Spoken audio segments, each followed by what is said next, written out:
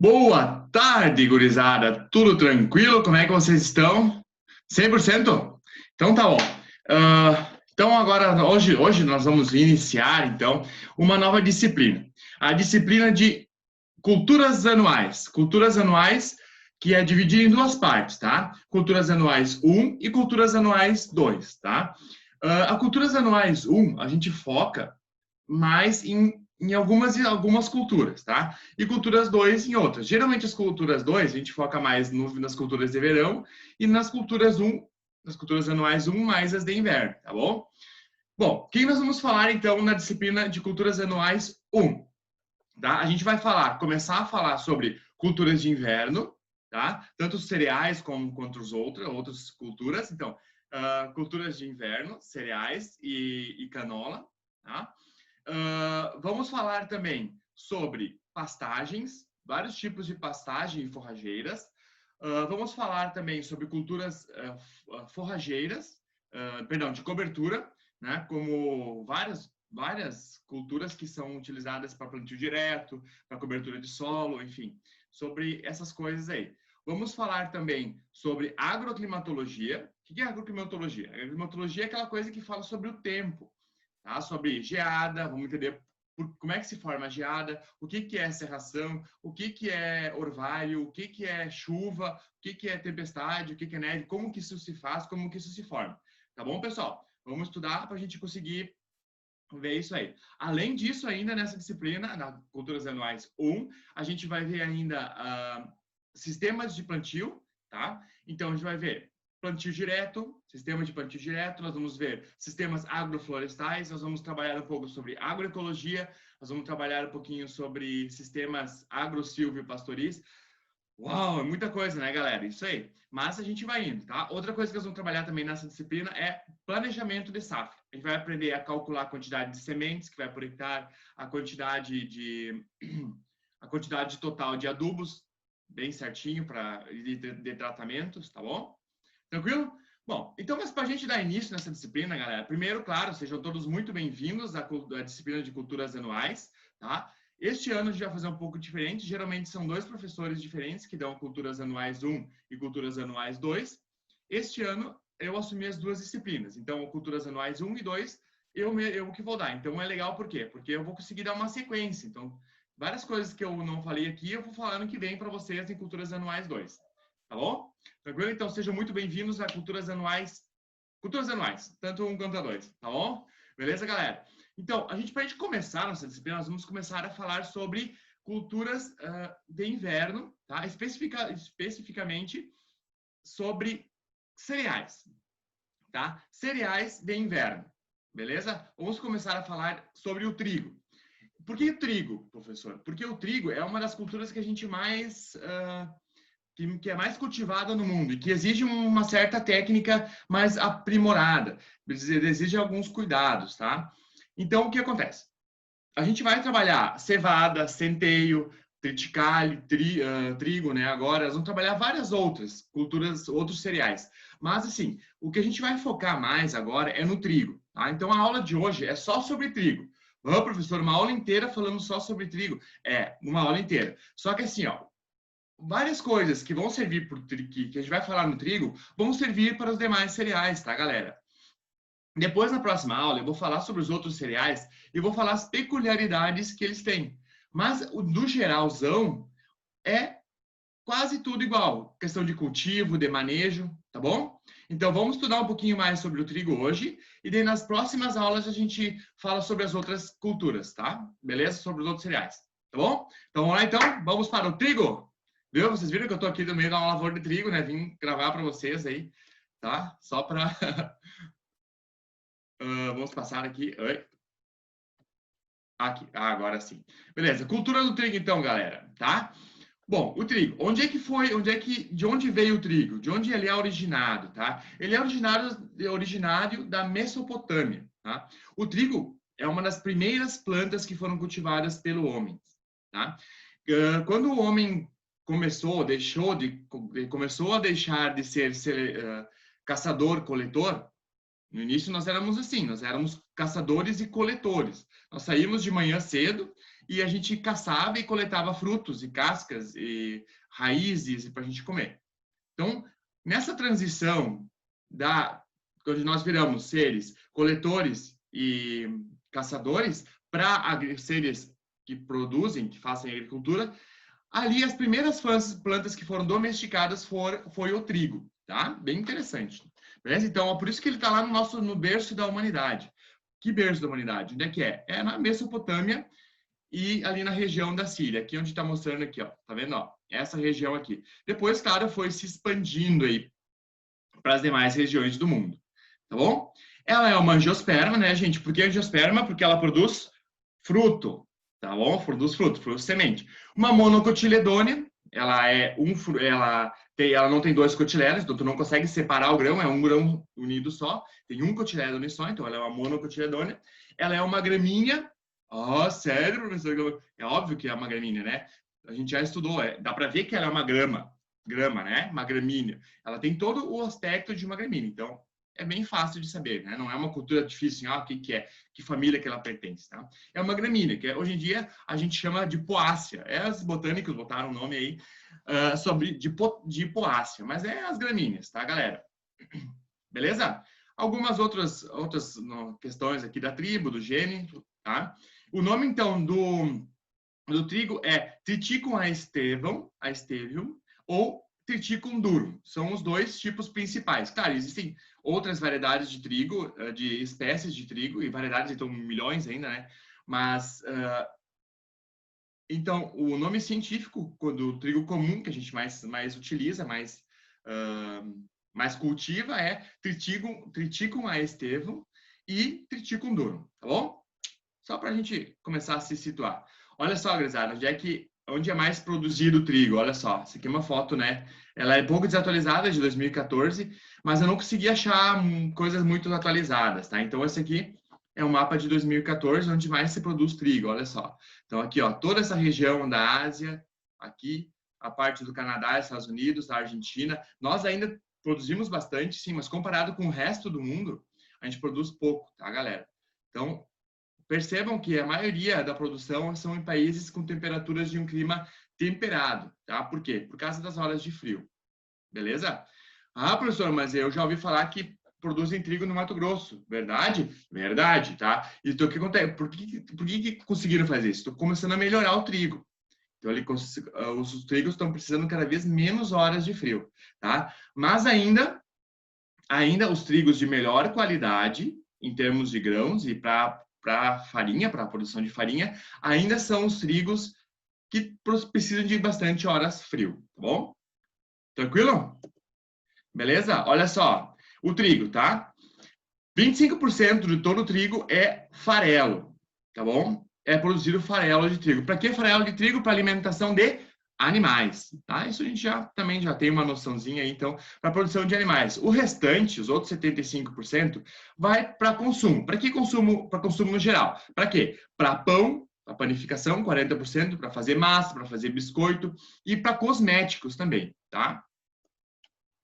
O que a gente pode usar o trigo, galera? Vamos fazer um feedback aqui. O que a gente pode usar? A gente pode usar para fazer cerveja, né? E é bem bom uma cerveja, uma Weizen, né? É muito bom. Os grãos in natura a gente pode usar para comer em salada, na salada.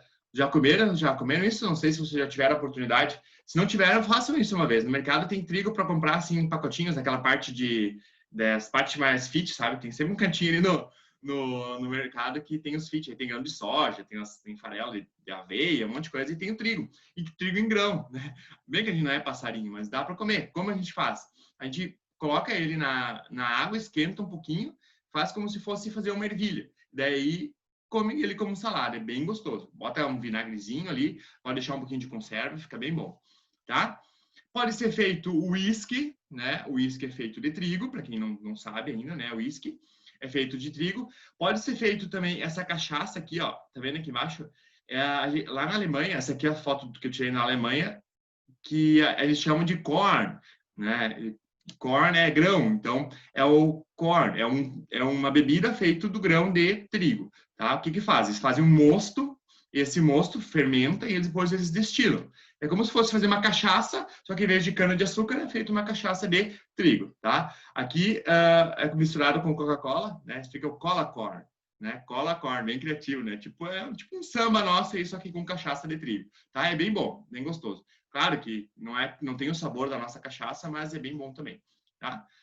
De modo geral, então, as massas, né? Quem não gosta de um macarrone italiano, é muito bom, né? Qualquer tipo de espaguete. Germe de trigo, é utilizado óleo, tem algumas quantidades de óleo que para questão de saúde e tal, eu não sei muito bem para que ele funciona, mas tem gente que toma o germe de trigo para óleo, tá? Aqui fazer pão, então, e vários tipos de óleo de trigo, para fazer para fritura mesmo, tá? Ou para temperar salada, enfim, qualquer outra coisa, tá? Morfologia, então, tá? Atentem-se, por favor, à morfologia do trigo, porque se vocês entenderem bem a morfologia do trigo, depois vai ser mais fácil da gente passar isso para as demais cereais, tá ok? Tem umas diferenças, tem bastante diferença, mas a gente consegue ver tranquilo, diferenciar tranquilo, tá? Eu vou ensinar para vocês. Ah, professor, mas quando é pequenininho, nem tem como saber o que é trigo, o que é areia, o que é aveia, o que é cevada, é tudo igual, é tudo uns pedaços de grama. Não, galera, ó. Tem como diferenciar e eu vou ensinar vocês, tá? Para vocês não serem pegos aí na culatra, porque, cara, adoram testar técnicos assim. Levam lá para uma lavoura de azevém e falam assim, bah, olha como é que tá, dá uma olhada como é que tá meu trigo e tal. Daí, bah, se tu não sabe, tu não identifica, e se tu não tem a prática, tu realmente erra. Então, tu tem que ter uma noçãozinha. Olha lá, eu vou ensinar vocês como fazer, tá bom? Beleza, tá? Vamos começar pelas raízes do nosso trigo. Elas são raízes, poxa, professor, as raízes é fácil, né? Porque se é monocotiledônea, elas são raízes como fasciculadas, né? Não tem estresse. Lembra que a gente falou que as dicotiledôneas tendem a ter raízes pivotantes e as monocotiledôneas são fasciculadas? Tranquilo, né? Então tá. Então já sei que são fasciculadas, tá? As primeiras raízes, elas são as seminais. Por que seminais? Porque lembra de sementes. Olha só que interessante, ó. Em 2 dias começa a sair a raiz aqui e começa a ter os pelos. Olha que interessante, ó, gente. Olha só, isso aqui é a germinação do trigo. Olha que legal. Essas raízes todas aqui, ó, são raízes seminais ou primárias, tá bom? Olha só. Que interessante, ó. Aqui tá vindo o epicótilo, tá saindo, ó, o epicótilo e tá as raízes aqui, tá? Para vocês entenderem, só para falar um pouquinho de anatomia, tá bom? Depois que, então, se formou a planta e já se estabeleceu um certo número de raízes significativas, começam a surgir as raízes, as outras raízes, tá? Que são as raízes adventícias. Por que adventícias, né? Lembra daquele tempo de advento? Tempo de advento? O que o advento faz? O advento, ele é um tempo que espera o Natal, né? É o advento. Então, é aquilo que faz brotar nova vida, né? Então, são adventícias. Por que adventícias? Porque elas saem da planta principal. Elas saem da planta principal e começam a se formar outras raízes, tá? E essas outras raízes, elas elas fazem isso no trigo que se chama perfilhamento ou afilhamento. O que é afilhamento ou perfilhamento? É quando a planta coloca filhos, coloca novos afilhos, né? Do lado dele. Então ele gera novas plantas, na verdade é uma planta só, mas ela forma várias outras do lado. Ele forma um push, sabe? Push. Ele forma um push, né? A gente fala em alemão. É isso aí. Ela vai formar uma touceira. A touceira, claro, uma touceira menos densa, mas é uma touceira. Isso se chama afilhamento. Então a planta de trigo ela nasce com uma haste só. Depois de um tempo ela começa a perfilhar ou produzir afilhos, tá bom? É um nome novo para vocês, quem nunca trabalhou com cereais, mas se chama afilhamento, tá bom? Isso é legal porque, professor, quer dizer, então, se eu planto uma semente e ela me dá uma touceira, um put, né? Quer dizer, então, que eu vou ter várias plantas produzindo semente? Será? Isso, pessoal. São várias plantas produzindo semente. Lembrando que não são várias plantas, é a mesma planta que se coloca mais hastes, mais perfilhos, tá? Mas entendam assim, realmente, tá? Porque cada haste essas aí vai produzir frutos, sementes, grãos, tá bom? Isso acontece quando? Mais ou menos umas 3 semanas depois da emergência, tá bom? E elas, claro, elas são muito importantes para a nutrição da planta e para toda a atividade do ciclo. Olha só, pessoal. Olha aqui, ó, a filhos, tá vendo? Ó? Então, essa aqui é a planta principal, a planta mãe, e ela coloca do lado a filhos, tá vendo? Ó? Coloca a filhos. Faz um pequeno estolão, não é estolão, mas podemos chamar um estolãozinho, e então faz um perfil lateral. Legal? Tranquilo? E folhas, galera. Então a gente vai ver como é que são as raízes, agora a gente vê as folhas. Essas folhas aqui, ela tem uma peculiaridade, tá, galera? As gramíneas têm uma peculiaridade, que ela é formada por algumas estruturas bem interessantes, tá? Então, tem a lâmina, que é a parte do limbo foliar, que é aquela parte mais comprida, que forma a folha. Depois tem a bainha. O que é a bainha? A bainha é aquilo que abraça. Quando a gente fala assim, bota lá na bainha da faca, já viu? Aquela bainha que tu bota a faca dentro? O que a bainha faz? Ela abraça a faca, não é? Não é isso? É mais ou menos o que a bainha da flor faz. Ela abraça o como. Tá? Porque, como assim como, professor? Já esqueceram da aula de anatomia? Como é o caule das monocotiledôneas. Então, cana-de-açúcar, milho, seus cereais, eles possuem caule. Eles possuem como, perdão. Claro, caule óbvio, né? Mas possuem como, tá? Então, a bainha é aquela parte que abraça o como. Então, não esqueçam, lembra da faca, a bainha da faca. O que a bainha da faca faz? Ela abraça a faca. Ela envolve a faca. Então, a bainha da folha faz a mesma coisa. Ela envolve a planta, tá bom? Beleza. Depois, ela tem uma outra estrutura chamada lígula. Lígula é onde começa o limbo e onde tem o limbo foliar e ele é encostado no caule, no como, tá? Então, aquela partezinha que é encostada no como e segue o limbo, se chama lígula, tá? E ainda, ela possui as aurículas, tipo orelha, lembra as aurículas, orelhas, tá? Ela possui as orelhinhas, olha só, essas orelhinhas que eu tô falando aqui, ó. Olha aqui essas orelhinhas, tá bom? Para que servem essas orelhinhas, professor? É para bonito? Eu realmente não sei para que serve, tá, galera? Eu sei que ela existe, assim como a lígula, e ela é bem legal para que ela serve para nós, técnicos? Para diferenciar os cereais, tá, galera? Notem que o trigo ele tem essas aurículas, orelhas, lembram sempre, aurículas, orelhas bem compridas. Olha aqui, ó, tá vendo? Ó? Que elas quase chegam a fazer a volta no como, tá vendo? As aurículas. Então, e vocês vão ver que nos outros cereais não é assim. Então, ó, olha a planta, olha lá, dá uma olhada, puxa a orelha dela, as aurículas. Olhem, vejam, vocês conseguem ver que a aurícula está fazendo assim, quase abraçando a planta? Isso aqui é trigo, pode ter certeza. Tá? Então já começa a ter uma dica. Beleza? Então, esse nome de abraçar aqui tem um nome bonito, ó. Se chama Auriculas amplexicaulis. Por que amplexicaulis? Porque ela pega em ambos os lados do caule. Então, ele abraça o caule, tá bom? Tranquilo? Quantas folhas mais ou menos tem a planta de trigo? Tá? Em torno de 9 a 12 folhas. Lembrando, onde é que saem as folhas nas monocotiledôneas? Sai sempre onde? No nó. Então, a cada nó da planta tem uma folha. Então, se tem 12 folhas, é sinal que tem quantos nós na planta?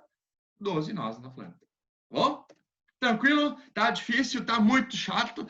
Não, espero que não, mas vamos lá. Vamos meter ele que a gente vai produzir trigo. Galera, e trigo assim, ó, dá dinheiro. É uma cultura ruim de trabalhar, porque ela tem bastante problemas fitossanitários, ela é bem delicada de se trabalhar. Ruim não, é delicada, né? Um desafio para nós técnicos, mas ela dá grana, galera. Ela dá dinheiro. Se bem manejada, o que tu tem que fazer no trigo para ganhar dinheiro com ele? Cuidar um pouco. Questão de início de semeadura e não aplicar muito tratamento fitossanitário. E o que é legal do trigo também? Que ele pode ser cultivado no inverno. Então, ele não atrapalha as outras culturas. Então, tu pode plantar soja, pode plantar milho e ainda no inverno pode plantar o trigo. Por isso que ele é legal, tá? Olha só que interessante. As aurículas, as orelhas do trigo, Amplex caulis. Olha só, ele chega a fazer a volta aqui no caule, ó. Tô vendo, galera, ó? Fazem quase a volta nele, tá? Essa parte aqui, ó, aqui atrás, tá vendo? Ó? Essa parte toda é da lâmina, o limbo foliar. A lâmina, essa partezinha que tá subindo aqui, ó, tá vendo? Ó, que eu falei que é entre o como, esse aqui é o como, né? O caule dele. Aqui o como, tá vendo essa peça? Parece que é uma pelezinha aqui, ó, que tá subindo aqui. Essa daqui é a lígula. Ela faz a volta em toda ela, tá? Essa aqui é a lígula, tá? E isso aqui na aveia, ela é bem pronunciada. Tu consegue diferenciar a aveia dos outros cereais por causa da lígula. Eu vou falar um segredinho para vocês. Eu posso falar agora já. Que vai ajudar vocês a lembrar. É bem idiota assim, mas é legal, tá? E aqui embaixo a bainha. Olha aqui a bainha, tá vendo? A bainha foliar, a gente chama. Porque ela tá abraçando todo o caule. Lembra que eu falei que a aveia tem a lígula grande? Olha aqui, ó. Tá vendo essa lígula? Esse pedacinho aqui, ó, é a lígula. Olha aqui, ó. Tá vendo, ó? A lígula. Olha aqui a cevada. A cevada, ela é ainda mais comprida ainda mais comprida ainda do que o trigo. Olha só, a cevada. Ela vai até aqui, ó. Essa aqui provavelmente é uma planta de cevada, ó, porque ela vai até aqui assim, ó, tá bom? A aveia, o centeio, ó, o centeio ele também tem um pouquinho, ó. E o triticale, mais ainda. Só que qual que é a diferença do triticale para cevada? O triticale ele abraça um pouquinho, tá? E só que ele abraça fininho. Tem um abraço fino, ele é magrinho os abracinhos dele, tá? Em compensação, a cevada ele é mais grossão, mais grandão, tá? E o trigo ele só vai e não ultrapassa, olha só, ele só vai até um pedaço e não ultrapassa, tá? Olha só, eu aprendi isso aí com um amigo meu e parece bem idiota, mas funciona. Como é que eu sei? Para lembrar, tá? Eu lembro, como é que eu vou lembrar que a lígula da aveia é grande? Como é que o trigo, ele... como é que eu sei que é o trigo? Como é que eu sei que o trigo quase não tem, tá vendo? O trigo quase não tem, ó. O trigo praticamente não tem aurícula, tá vendo? Como é que eu sei disso? Como é que eu vou lembrar? Olha só, olha a dica legal para vocês. Aveia, lembra? Aveia, né? Lembra da aveia é uma veia, né? O que a aveia tem? A aveia tem a língua grande. Ó, a aveia tem a língua grande, então quer dizer que a aveia tem uma língua grande. Lembrem disso, né? A aveia, né? A aveia tem a língua grande. Tá. E o trigo? O que é o trigo? O trigo é um veio surdo. Por quê? Porque ele não tem aurículas. Então, olha só como é legal de lembrar do trigo. Ele é surdo, ele não tem aurículas, ou tem pouquíssima aurícula. Então, é fácil de identificar o trigo, porque ele não tem aurícula. É meio estranho, né? A véia e o véio. Então, a véia tem a língua comprida e o véio não tem o quê? Aurículas, tá? É meio estranho assim e tal, né? Mas dá para lembrar. E a cevada? Como é que eu faço para lembrar da cevada? A cevada é para fazer cerveja. O que o cara, quando tá meio borracho, aí você faz? Ele se agarra com os braços em tudo que é canto, né? Ou nos ombros dos amigos, ou num poste, né? Então, fácil de lembrar. A cevada é a que tem a veia, as aurículas mais fortes. Ela que mais abraça, ela é a que mais abraça o como, né? Porque ele é tão borracha que ela tá. Fácil de lembrar, né? É tudo umas coisas meio idiota, eu sei, galera. Mas são dicas e, cara, por incrível que pareça, a gente lembra na hora de olhar lá. Tá bom? Olha só. Beleza. Então, falando disso, isso aqui é mais fácil de ver na prática. Nas práticas, eu consigo mostrar melhor para vocês. Dica. O que eu posso fazer? Esse ano, como a gente não vai ter aula, provavelmente, Ano que vem a gente vai ter culturas anuais 2. Ah, professor, mas as culturas anuais 2, a gente vai trabalhar culturas de verão. Beleza, mas igual, galera, eu vou levar vocês e vou ver o que a gente não viu esse ano na prática. Vocês não vão fazer o experimento, aquele que toda a turma faz, porque vocês estarão fazendo o experimento de culturas de verão, né? Não tem como fazer os dois. Mas eu vou sempre mostrar para vocês e assim que puder eu vou gravar um videozinho mostrando a diferença entre as culturas. Entre essas aurículas, a auréola e enfim, tá? A auréola não, cara, a auréola que tem a anjo, né? É a aurícula, tá? Desculpa. E aqui, então, essa aqui é a folha, uma folha de trigo. Isso aqui vocês já conhecem. Isso aqui é uma folha de trigo lá das aulas de anatomia e fisiologia vegetal. Lembram dos dois tipos? Essa aqui é a parte adaxial e a parte abaxial da folha. Lembram disso? Não? Mais ou menos? Lembra dos parênquimas? O parênquima aqui, lacunoso, ó. Tá vendo essas lacunas aqui, o parênquima lacunoso e o parênquima palissádico, esses palitinhos aqui? Lembram disso? Não? Mais ou menos? Enfim. Todos os cereais têm essa característica, tá bom? E aqui, ó, aqui no meio é o quê? É o feixe vascular. Feixe vascular. Espero que vocês lembrem. Feixe vascular é aquela parte de baixo da folha que é mais forte, mais grossinha. É ali que tem a maior fonte de vasos, como se fosse as nossas artérias, tá? Então, ali naquele feixe vascular é que passa o quê? O xilema e o floema. Lembram disso?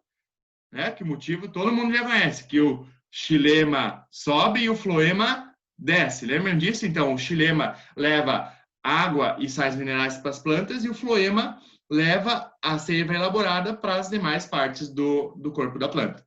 Lembram disso? Não lembram? Se não lembram, vão estudar, que isso é importante. Tá bom? Só me encher o saco um pouquinho de vocês, galera. Tô com saudade de vocês. Ai, ai. Na aula é mais fácil de encher o saco, né? Assim, a distância não tem graça. Tô falando comigo aqui, ó. Fica chato, né? Eu encher o saco de mim mesmo, me autobulinando, isso não tem graça. Então, saudade de vocês. Não só por isso, né? Mas por isso também. Tá bom? Galera, então aí as folhas, tá? As folhas. As folhas, elas são bem simples, já falou algumas coisinhas.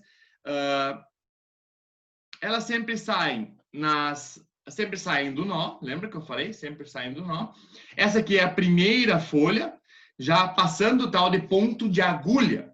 O que é ponto de agulha, galera? Isso é bem importante a gente ter essa noção. Ponto de agulha é quando ela saiu, quando o epicótilo saiu do solo e está começando a querer se abrir, né? Uma biba louca, assim, está querendo se abrir, né? Porque saiu do solo, tipo quando saiu do armário, assim, né? Saiu do solo, tá vendo? Olha, ele saiu do solo aqui, ó, e tá começando a querer se abrir, né? É meio louco, né? Mas é isso aí.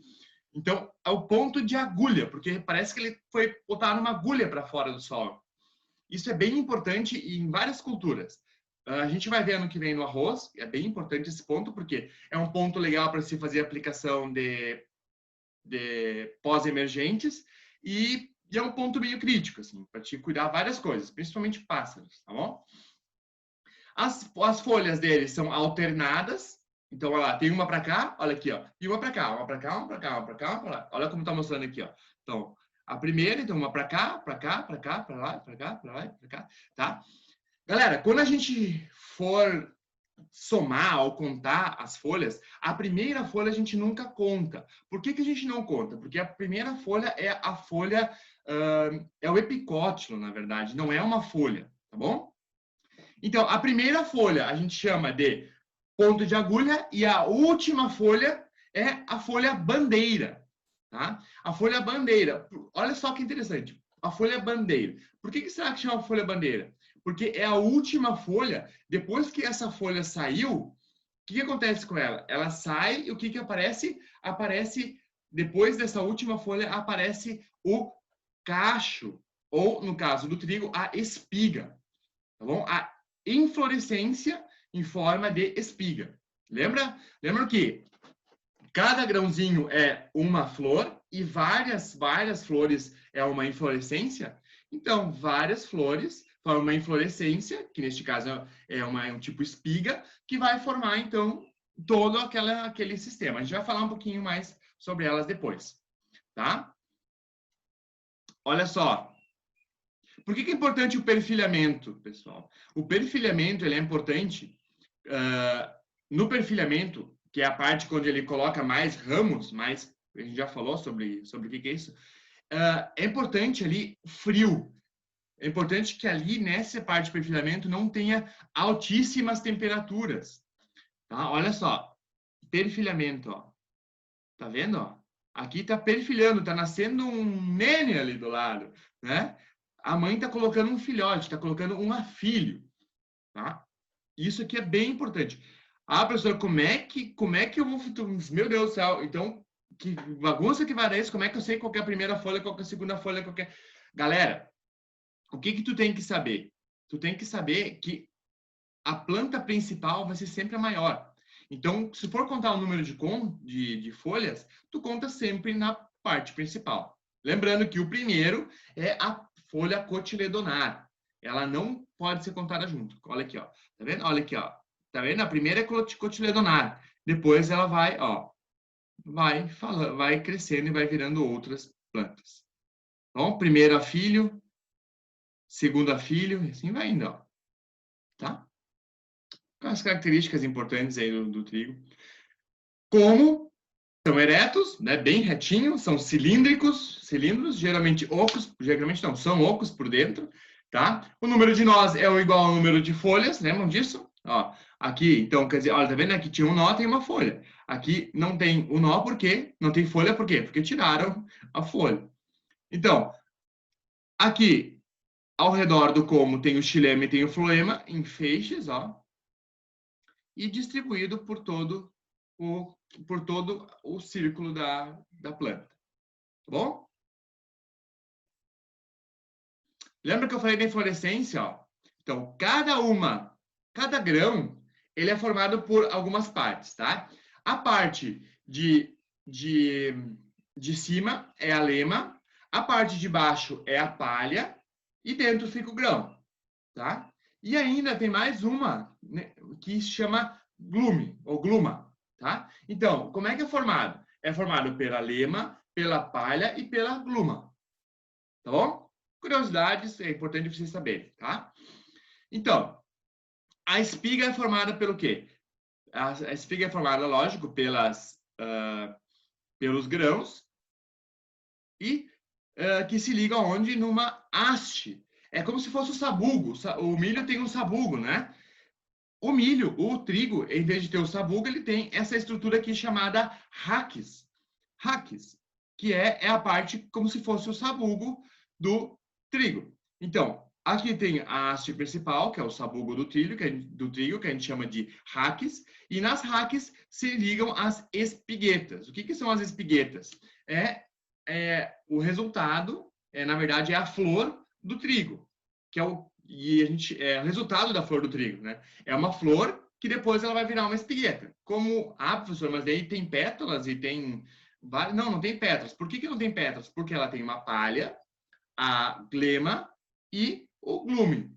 Então, em vez de ter pétalas, ela tem essas estruturas aí, tá bom? Lembrando, ó, a palha, a lema e em cima o glume ainda, tá? Olha como é que é legal. Essas aqui são as espiguetas. Cada grão aqui é uma espigueta, ó, que pode ter um ou mais grãos, tá? Por exemplo, aqui, ó, nesse aqui ele pode ter não só um grão, pode ter 2 grãos ou 3 em cada espigueta, tá?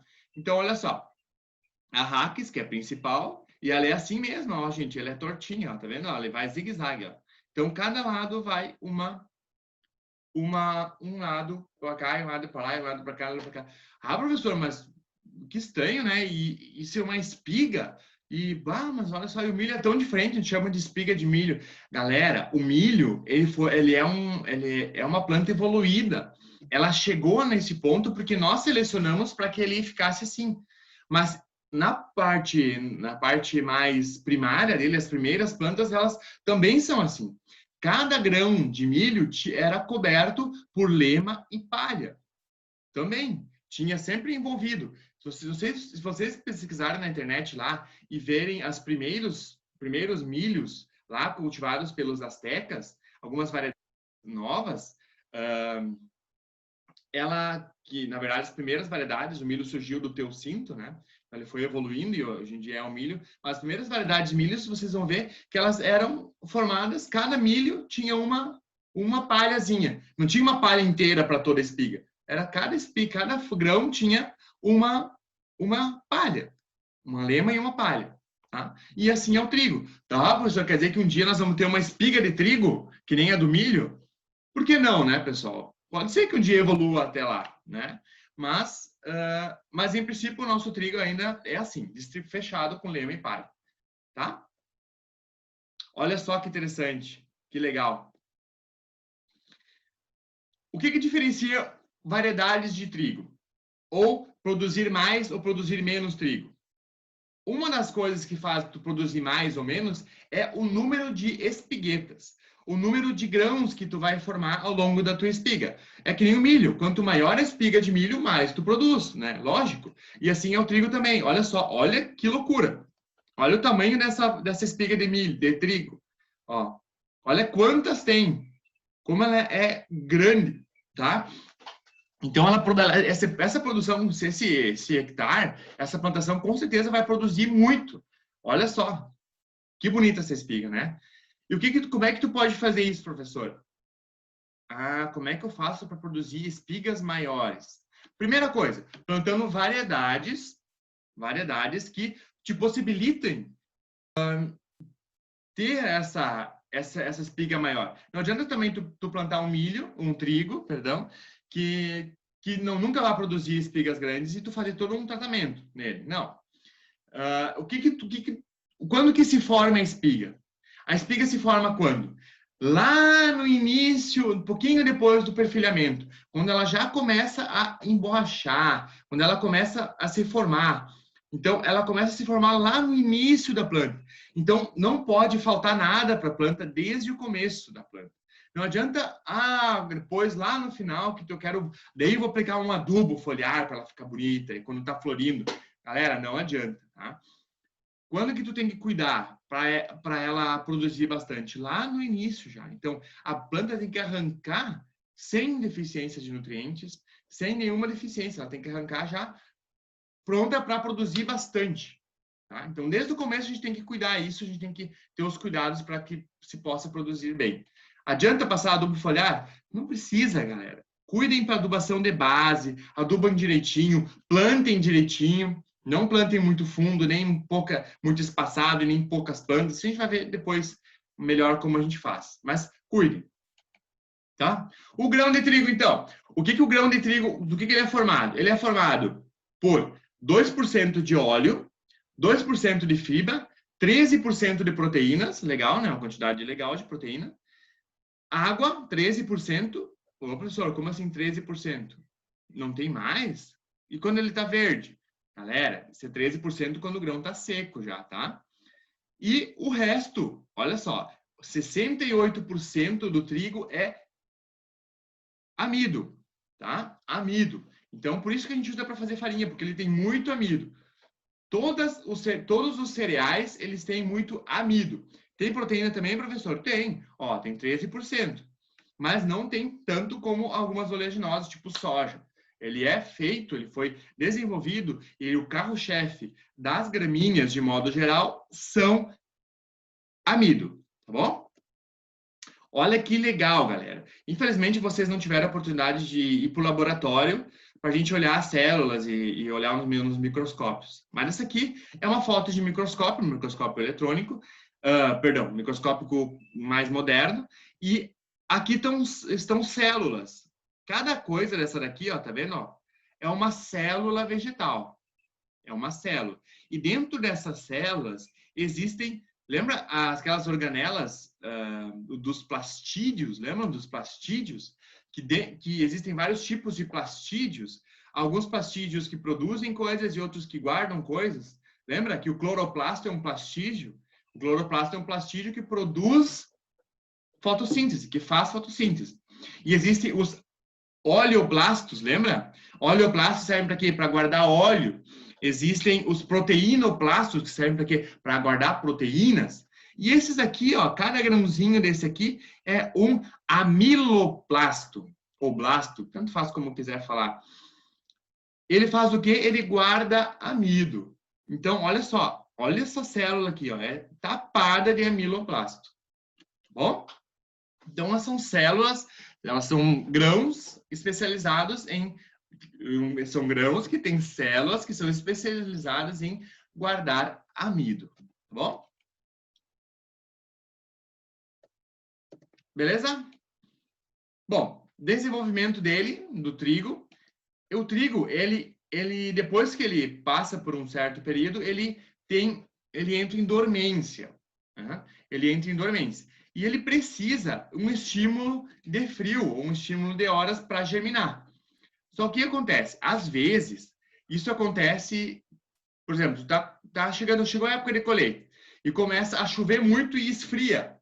Já pensou lá agora em setembro, que nem esse final de semana? Tá frio, né? Daí, então, o que aconteceu? Começou a chover muito e esfriou. Então, ele já quebra a dormência na cara. O que acontece quando ele quebra a dormência na cara? Ele germina. Germina onde? Na própria espiga.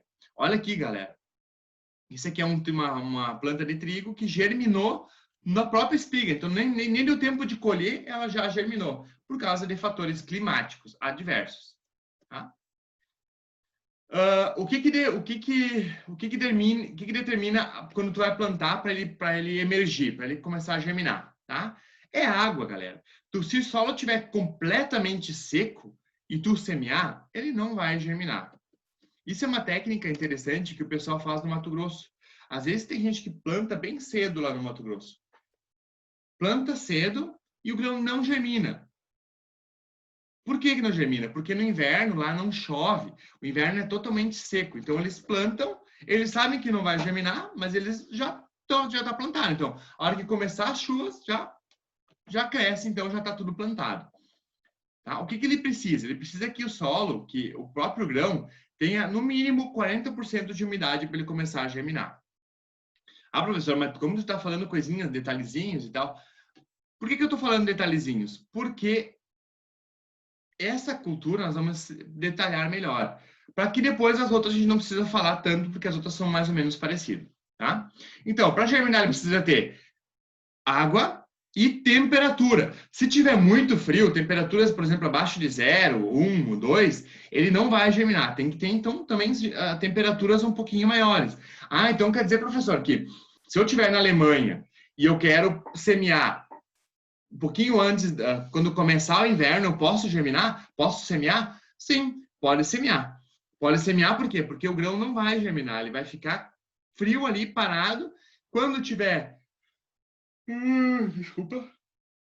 Perdão. Quando tiver começando o calor, ele vai germinar também, tá? E oxigênio. Ele precisa de oxigênio. Se tiver um solo saturado, se tiver um solo muito encharcado, ele também não vai germinar, ou vai germinar e vai logo morrer. Então, é bem importante. Quanto tempo demora, professor? Se eu plantar, do tempo que eu semeei ele até ele germinar. Quanto tempo? Uns 7 dias, mais ou menos. Sempre calcule em uma semana, tá bom? Olha só que interessante, tá? Aqui são os dias, e aqui é a temperatura. Olha só, quando a temperatura é muito baixa, olha o tempo que ele demora para germinar. Ele demora até 25 dias para germinar, se tiver frio. Se tiver quente, olha só, ele demora até menos de 5 dias, ó. Legal, né? Então, tem duas curvas aqui. Germinação e emergência. Professor, mas como assim germinação e emergência? Não é a mesma coisa? Não, né, galera? Germinação é quando a semente começa a soltar como é que é o termo correto? Fazer a emergência. Não. Quando começa a aparecer ali a radícula e o epicóte. Quando começa a aparecer ali, é o início da germinação. Tá? E emergência quando? É quando ele sai para fora do solo. Tá bom? Então, qual que é a temperatura ótima para o trigo, para ele germinar? De 20 a 25 graus. Isso vale para quase todas as culturas, tá, galera? O afilhamento, de novo, só para falar um pouquinho dele, ó. Depende bastante do genótipo e do espaço em que ele foi plantado. Se tu plantas plantas muito pertinhos, eles também não vão perfilhar muito. Quanto mais longe tiver e mais característica de perfilhar tiver, ou essa planta, mais ele vai perfilhar. Por exemplo, trigo para forragem, com trigo de dupla aptidão, que é aquele que serve tanto para fazer pastagem quanto para colher grão. Esses afilham bastante, perfilham bastante. Por quê? Para produzir bastante massa verde, tá? O que que depende? O que que depende para ele, além do espaçamento, o que mais depende para ele germinar mais ou menos? Água, quanto mais água disponível tiver para ele, vai perfilhar mais. A nutrição, quanto mais como é que se diz? Quanto mais bem nutrido é um solo, melhor ele vai germinar, tá?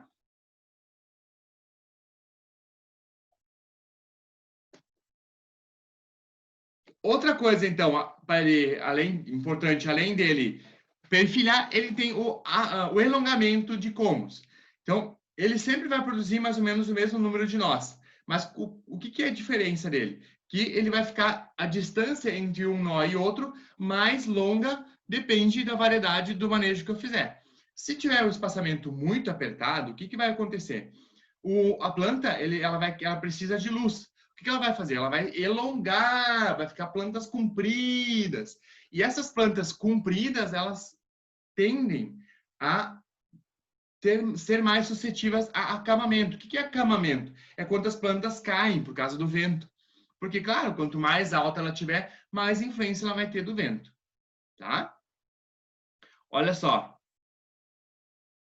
Espaçamento de 10 centímetros. Ó. O alongamento do nó. Tá vendo aqui? O alongamento do milho. Muito pertinho aqui, ele acaba ficando muito longo. E muito afastado, ele também fica ele fica baixinho demais. O que acontece quando fica muito longe? Tá? É ruim, você está falando que é ruim ficar muito perto. Mas e muito longe, professor? Muito longe é ruim também, por quê? Porque daí tu vai deixar ele produzir o que tu poderia produzir naquele espaço. Porque o trigo ele vai compensar um pouco colocando mais afilho se ele estiver mais longe? Vai, mas não é aquela coisa assim de, nossa, a cada metro tem um pé de trigo. Ele vai compensar? Claro que não. Então, tu tem que ter um equilíbrio. Sempre plantar no espaçamento e na densidade correta. Beleza? Floração, tá? Galera, bem na época da floração, o que é ruim quando dá floração? Muita chuva e os dias nublados. Frio, temperatura muito baixa, também faz abortar. Então, olha só. Tá vendo aqui, ó? Lembra ó, a lema e a palha? Tá vendo que não tem pétala? Não tem quase nada? Mas, ó, tem o estigma e as anteras, lembra? Lembra dos estigmas, aqueles que recebem o pólen? E as anteras, aquelas que espalham o pólen, masculino e feminino. Então, galera, ele é uma flor normal, só que ela não tem essas pétalas, mas ela é uma flor normal. Tá vendo aqui, ó? Por que é ruim se tá chovendo ou se tá muito frio? Por quê? Porque não tem as abelhas e também porque está muito molhado. E se está muito molhado, acaba dificultando a dispersão do pólen e a própria polinização. Tá? Agora, quanto melhor as condições climáticas, melhor a produção. Por quê?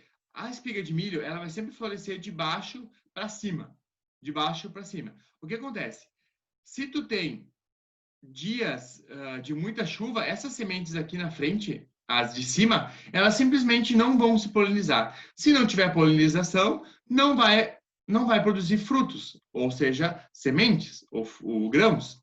Então, quanto melhores as condições climáticas, quanto melhor a nutrição da planta, mais grãos vão se formar, mais grãos vão ser polinizados, mais vai encher a nossa espiga, tá bom?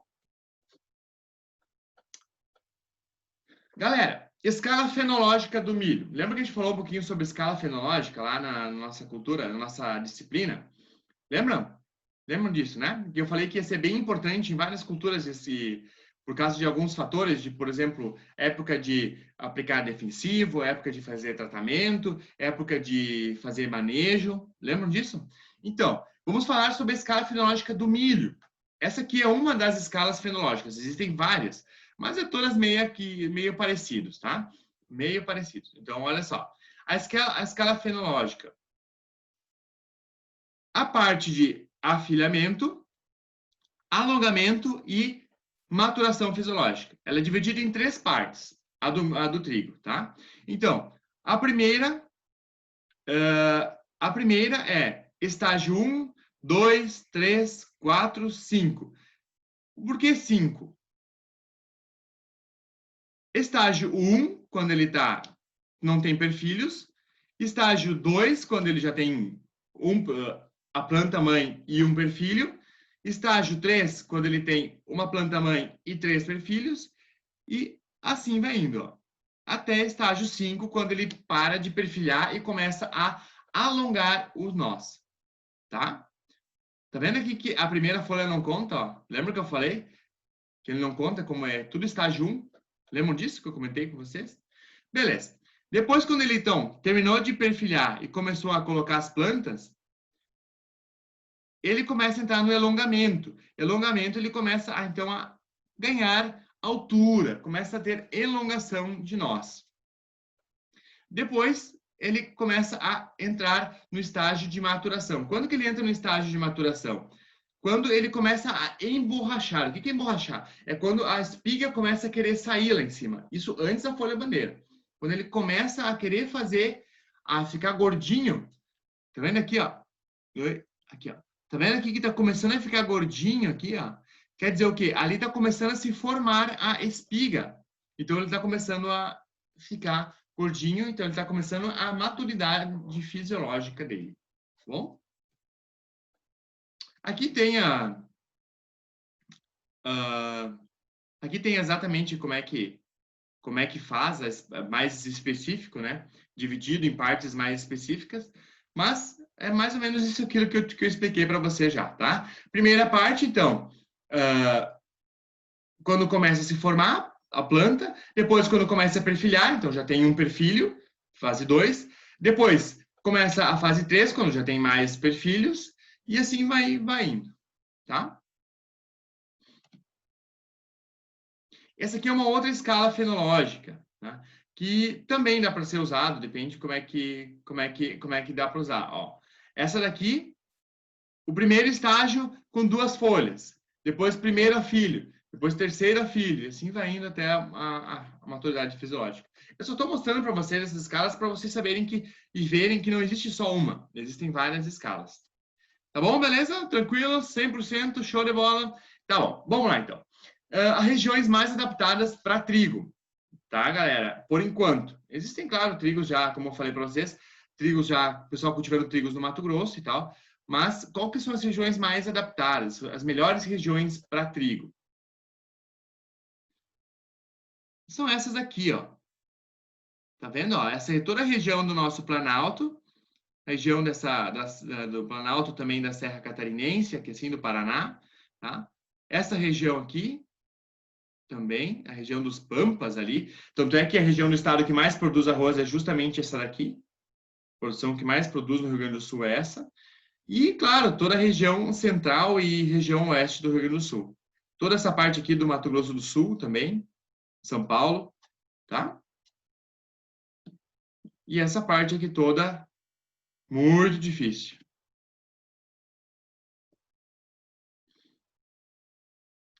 Ó, no Rio Grande do Sul, onde não se pode plantar trigo? No litoral, tá, galera? Porque é muito vento e não tem suficiente horas de frio.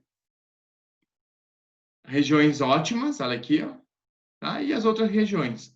Nossa região, boa para plantar trigo, tá? Olha só. Eu queria só mostrar aqui. Ó, geadas. Galera, o milho ele é suscetível, ele é resistente a geada, sim, tá? Mas geadas muito fortes também prejudicam ele, tá? Então, então tem que cuidar um pouquinho. Por que quando os caras pegaram e fizeram essa região, escolheram as melhores regiões, eles pegaram e usaram esses critérios para escolher áreas, né? Então, baixas temperaturas no início do ciclo, né? que é temperaturas baixas no começo do ciclo. É interessante, mas não pode ser tão baixas assim, porque senão não vai germinar, lembra? Alta temperatura no enchimento do grãos. Legal? É legal para encher grão quando tem alta temperatura, porque ele a planta trabalha mais. Lembra? Quanto mais quente a planta trabalha mais? Lembram disso? Tá? Geadas em julho e agosto. É legal, interessante, mas tem que sempre estar cuidando. Tá? Geadas antes do período de florescimento. Também é legal. No florescimento, é uma catástrofe. Então, isso tudo foi utilizado como critério para avaliação. Tá? Quando que se semeia o trigo? Cada área tem uma época diferente, tá? Nossa região aqui, ó. Nossa região, no início de maio. Início de maio até dia 30 de junho, mais ou menos, tá? E assim a gente vai indo, ó. A gente vai ver a nossa região. Ah, não, a nossa região é aqui, ó. Em junho, é. Já está mais tarde, ó. Lá em junho a gente vai fazer nossa semeadura, tá? Se um dia vocês quiserem saber, é só olhar o mapinha aqui que vocês conseguem saber tranquilo, tá? Questão de cultivares. Vamos falar um pouquinho também. Cultivares. Existem vários e vários tipos de cultivares de trigo. Então, o que é legal? É sempre procurar a variedade que é mais adaptada à nossa região. Quais são as ofertas de trigo? Que preguiça, né? Tá louco. Que são mais adaptadas à nossa região, tá bom? Desculpa, pessoal, eu tô tomando remédio para alergia e daí tá me dando um pouco de bobeira, assim. Então, desculpa, mas se eu fosse gravar em outro horário ia dar essa preguiça igual também, sem problema. Tá bom? Então, disponibilidade de sementes, cuidar um pouco para não pegar sementes muito tecnológicas para quem não tem experiência. Então, melhor às vezes tu pegar uma variedade mais rústica e que te dá uma resposta melhor do que uma variedade altamente tecnológica que tu tem que investir muito e não vale a pena, tá? Então, cuidar de várias coisas. Se a tua região tem muito vento, cuida com acamamento, né? Então, plantas que sejam de porte mais baixo, se tem muito vento, e assim vai indo, tá? Ah, professor, mas eu quero variedades com alto potencial produtivo, mas a minha região dá muito vento. O que eu posso fazer? Eu posso aplicar nele um redutor de crescimento. Olha um exemplo aqui que eu deixei, ó. Cicocel é um exemplo, Cicocel 500, de redutor de crescimento, ou modos. Então, tu faz o quê? Tu coloca um redutor nele e a planta fica mais baixinha. Não vai influenciar muito na produção. Alguns dizem que produz um pouquinho menos e tal, mas não é verdade. Ele produz até mais às vezes. Então, tu coloca um redutor de crescimento, o que vai acontecer? Ele vai elongar menos os nós. Então, a distância entre um nó e outro vai ser um pouquinho menor. Tá bom? Outra coisa, outros critérios para a questão de escolha de variedade, tá? Debulha, tem variedades de trigo que debulham antes de tu colher, que eles debulham muito fácil. O que é debulhar? É quando o grão sai da espiga. Então, o que acontece? Se passa uns dias de que passou o ponto de colheita, ele começa a cair os grãos, começa a dessecar. Isso é muito ruim, né? Então, tu tem que cuidar um pouquinho. Existem variedades que têm pouca debulha de grãos, tá? Outras também de germinação de espiga. Se a tua região é uma região muito úmida, pega variedades mais resistentes. Aqui eu botei alguns exemplos de ciclos, tá? Ciclo longos, ciclos médios, né? Onde que é legal ter vários ciclo curto, ciclo longo? Eu quero um tipo de ciclo longo e eu quero plantar no Rio Grande do Sul. Eu posso? Pode, só que vai te atrasar um pouquinho. Então, aqui, ó, ciclo curto, 120, de 110 a 130 dias, Rio Grande do Sul, ciclo longo. Como é que tu quer plantar? Qual que tu quer plantar? Né? Tem que escolher, tem que pensar todas as variedades que tu quiser. Eu quero plantar esse ano eu quero plantar soja, eu quero plantar bem cedo, soja, ou feijão, né, que é mais comum. Então, tu não vai escolher um ciclo longo, né? Por quê? Porque senão tu pode ocorrer o risco de tu estar querendo lá começar a plantar tua soja e não dá tempo. Então, escolhe um trigo de ciclo mais curtinho, tá bom?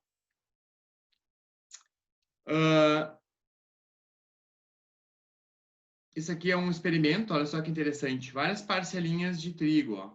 E o pessoal está testando. Está testando o quê? Para ver a questão do ciclo de culturas, de rotação de culturas, qual que dá mais massa, qual que agrega mais potencial ao solo, que deixa mais resíduos no solo, aquele que extrai coisas do solo que ele não está conseguindo retirar, tá? E importante vocês terem uma ideia, a gente acho que falou um pouquinho na disciplina de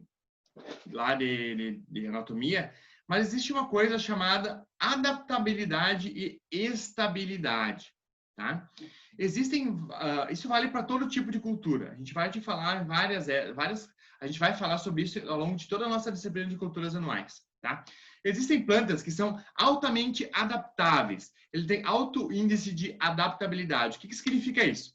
O que significa isso, professor? Eu não estou entendendo. Significa o quê? Que essas plantas que têm alto índice, alto nível de adaptabilidade, elas se adaptam às respostas que tu dá. Ou seja, se tu colocar mais adubo, dentro de um limite, né? Se tu colocar mais adubo, ela vai se adaptar e vai produzir mais. Eu vou colocar fungicida, ela vai se adaptar e vai produzir mais. Eu coloco mais ureia em cobertura, ela vai se adaptar e vai produzir mais. Vou cuidar mais das pragas, ela vai se adaptar e vai produzir mais. E assim vai indo. Então, ela tem uma maior adaptabilidade às respostas que tu der. Ah, professora, eu vou fazer irrigação no meu trigo. Show de bola. Ninguém faz, mas quiserem fazer. Tá, beleza. Eu já tenho minha irrigação, quero fazer o trigo. Então, a planta vai se adaptar ao manejo que tu fizer. Quanto melhor o teu manejo, melhor o resultado da tua planta. Uhul! Show de bola! Vou produzir um monte. Essa é a variedade que eu quero. Só que é assim, galera. Eu não sou um produtor muito experiente. Eu nunca plantei trigo. O que eu vou fazer? Eu quero uma planta altamente adaptável, porque eu quero fazer ela produzir um monte e tal. Só que, pessoal, ela é adaptável. Ela se adapta tanto para as coisas boas que tu faz, quanto para as coisas ruins que tu faz. Então, o que acontece? Se tu não fizer o manejo adequado, não botar o espaçamento adequado, não fizer uma adubação adequada, não fizer uma calagem adequada, não fizer um manejo legal, o que ela vai acontecer? Ela vai te produzir muito menos do que outras variedades. Então, ela pode tanto produzir um monte, se tu der resposta positiva, se tu fizer aplicações positivas, e ela pode render muito pouco se tu fizer coisas ruins na lavoura, coisas que não favoreçam ela, tá? Em compensação, existem variedades que têm alto índice de estabilidade. Elas são altamente estáveis. Geralmente são variedades mais rústicas. E o que tá aí, professor? E aí, agora tá, mas e o que eu vou plantar então, professor? Se tu é um cara que tu ainda não está acostumado a trabalhar com trigo, tu não quer investir muito, tu não quer botar uma adubação pesada, tu não quer fazer aplicação de fungicida e várias coisas, tu procura uma variedade mais estável. Por quê? Porque ela vai te produzir mais ou menos a mesma coisa. Se tu colocar mais adubo, ela vai produzir a mesma coisa que tu colocasse menos. Se tu não colocar adubo, ela vai produzir quase a mesma coisa. Então, se tu melhorar ela não vai te produzir muito mais além do que ela produz. E se tu não colocar as coisas para ela também não vai produzir muito menos. Então, ela é estável. Então, por que é legal isso? A hora de vocês recomendarem, por exemplo, vocês chegaram no produtor lá e viram que tem um cara lá, um produtor que quer começar a plantar trigo, mas ele não tem muita noção do trigo, sabe? Ele nunca trabalhou muito com ele. Então, galera, procurem variedades que têm alto índice de estabilidade, porque ele vai produzir igual, mesmo se ele não der um manejo legal. Depois dos outros anos, tu pode colocar uma variedade que tenha mais um nível maior de estabilidade. Por quê? De adaptabilidade. Porque daí o teu agricultor vai começar a investir mais e daí tu pode dar uma resposta melhor. Tá bom? Tranquilo? Deu para entender essa questão de adaptabilidade e estabilidade? Eu espero que sim, se não, me perguntem, que eu respondo tranquilo, tá bom? Beleza. Vamos então, chega de falar sobre as partes específicas do trigo, vamos falar sobre o cultivo do trigo, tá? Primeira coisa, preparo da área, tá? Pode-se plantar trigo em plantio convencional ou sistemas de cultivo, de plantio direto. A gente vai ver nas próximas aulas o que é um plantio direto. Mas o que é o plantio direto? O plantio direto é uma maneira de se cultivar fazendo com que o solo seja movido, seja movimentado por máquinas a menor maneira possível. Tu faz uma interferência no solo via máquina quase zero. Tu vai só plantar e vai cultivar naquele lugarzinho, tá? Só que o que envolve o plantio direto? Além da semeadura direta, que é tu semear a tua cultura direto no solo, sem engradear, sem fazer nada, tu tem o plantio, a rotação de cultura. Porque, puxa, professor, mas tudo bem, eu não vou passar a grade, mas como é que eu vou fazer para descompactar meu solo? Rotação de cultura. Tu vai ter que colocar nabo forrageiro, tu vai ter que colocar culturas que vão lá para o fundo.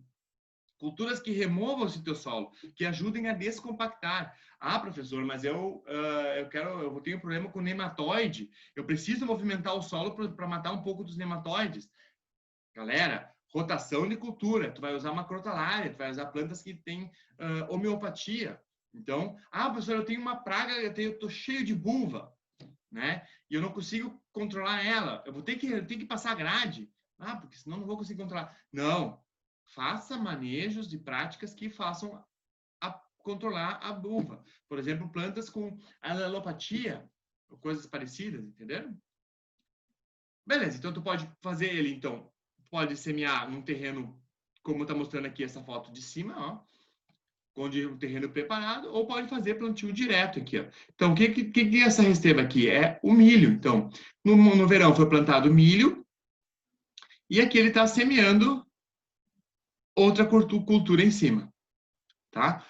Por que isso aqui não é uma semeadora de trigo? Por quê, galera? Porque esse aqui é uma semeadora de precisão, sementes maiores. Isso vocês vão ver lá em mecanização depois. Essa semeadora aqui, ela não está semeando trigo, ela está também, olha o espaçamento, né? No espaçamento, já vai ver que o trigo não tem um espaçamento tão grande. Então, né? Não é trigo, mas enfim, é só para exemplificar aqui, tá? Então, semeadura direta, ou sistema de plantio direto. Tu faz o quê, então? Tu tem que dessecar, sempre tu tem que plantar, semear ele no trigo, no limpo. Olha só, tá vendo que aqui não tem nenhuma planta daninha, é só palha que tu tá vendo? Por quê? Porque aqui foi dessecado, foi plantado, foi passado um herbicida para não ter competição, tá? Então é importante sempre quando for semear, tanto aqui no plantio convencional quanto no plantio direto, é semear sem plantas daninhas no solo, pelo menos plantas daninhas vivas, tá? Tranquilo? Beleza? Bom, questão de qualidade de semente, tá? Sempre procurar sementes com boa germinação, com vigor, com uma sanidade boa, com tratamento de semente, principalmente para fungicidas. Pode-se fazer para inseticidas, professor? Pode, claro, pode-se fazer. Mas isso geralmente se faz à parte, tá? Qual que é a densidade de semeadora do trigo? Perdão. Qual que é a densidade de semeadura do trigo? É em torno de 300 a 330 sementes por metro quadrado. Sementes por metro quadrado, tá? Então, como assim? Como é que eu vou fazer? O que eu tenho que fazer? Eu vou ter que adaptar a minha semeadora para ela conseguir semear essa quantidade aqui de em torno de 300 plantas por metro quadrado, tá bom? Sementes por metro quadrado, tá bom? Quantas sementes eu vou colocar, professor? Tu viu que aqui, ó, tem variedades precoces e semeaduras precoces no início, semeadoras tardias. Então, o que eu faço? Semeadoras tardias, como é que eu faço para escolher? O tipo de semente e a quantidade e o espaçamento. Eu vou ter que ver o que? A época de semeadora, o ciclo do cultivar que eu vou usar, a fertilidade do solo e o clima da região. Isso tudo vai me definir, vai me ajudar a escolher a minha variedade, tá bom? E a massa média de 1.000 grãos, quanto que pesa 1.000 sementes? Em torno de 25 a 40 gramas. Como assim? Nossa, que variação. Por quê? Porque cada variedade tem grãos maiores ou grãos menores. Se as variedades têm grãos menores, 1.000 grãos vai pesar menos, né? Se os grãos são maiores, 1.000 grãos vão pesar mais. Tá bom? Por que é importante a questão do vigor da semente, pessoal? O que é o vigor? O vigor da semente é a quantidade de força que aquela semente vai ter para começar o ciclo. Por quê? De onde que vem o alimento da planta? Vem da fotossíntese, né? Claro, dos nutrientes, que também os nutrientes são utilizados na planta para fazer a fotossíntese, mas ela faz fotossíntese. Só que, cara, o que ela precisa de fotossíntese? Para fazer a fotossíntese, ela precisa de folha. Como que ela vai fazer a fotossíntese se ela não tem folha no início da germinação? De onde ela tira essa energia? Ela tira a energia dessa reserva que ela tem, que é de amido. Então, é dali que ela tira a energia, tipo um ovo. O ovo, o pintinho, ele vai tirar a energia de onde? Vai tirar da gema do ovo, para conseguir crescer e se desenvolver.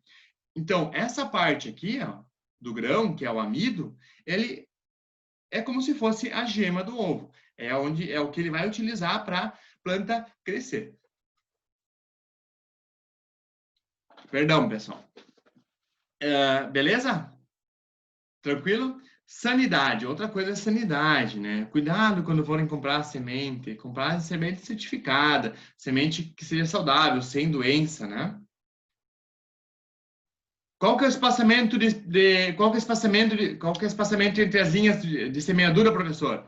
De 15 a 20 centímetros, tá? Então, cada linha de trigo é plantada de 15 a 20 centímetros uma da outra, tá? Qual que é a distância entre as plantas, entre uma planta e outra? De 2 a 5 centímetros. Ah, professor, mas olha a variação que tem isso aí, como é que eu vou saber? Isso a gente vê fazendo cálculos, que a gente vai aprender na aula de planejamento de safra, tá bom? Fiquem tranquilos, vai aprender. Outra coisa também, questão de semeadura, ó. Cuidar. Questão, tem previsão, ó, eu tô olhando a previsão do tempo e tem previsão de chuva aí para uma semana inteira de chuva. Galera, esperem, não semeiem, porque por que pode acontecer? Pode apodrecer a semente. Então, se chove demais, durante uma semana e meia, 2 semanas, pode apodrecer a semente, tu pode perder ela. Então, se tem previsão de muita chuva, não semeia, tá bom? Outra coisa também, tem previsão de seca. Esse verão vai ser seco, esse inverno vai ser seco o inverno inteiro. Galera, não semeie, para não perder, tá? Tranquilo? Adubação, galera. Nitrogênio. Como toda boa planta adora o nitrogênio, no trigo não é diferente. Quando que se faz adubação no trigo, tá?